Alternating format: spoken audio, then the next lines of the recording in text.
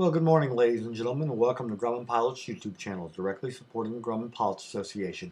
And this morning we're going to talk about installing a new nose fairing on your airplane. And there's only two pieces of hardware you have.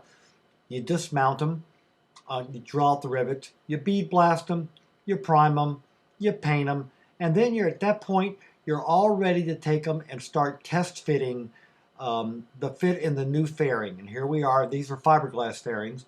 And we're looking at that. We've got one cleco in place holding it in. And then once we get two clecos in place, then we're going to come back and we're going to drill all the holes on both sides. Check our alignment. We do that with an axle mock-up tool. If you're a shop, you do a lot of these. If not, you just take your time and be careful with it when you're doing it at home. And then you take your new fairing. It's all been primed. Now that you've drilled it, now you can put the primer on it, get the paint on it, and now you're ready to mount and do a test fit with the axle jig. And it goes in just like that. Notice we just have a cleco holding it all in place. And then you're ready to start working on the nose ring. There are 8 632 Rivnuts that you're going to install to hold the nose seal against the nose strut in place. And here's what it looks like all finished.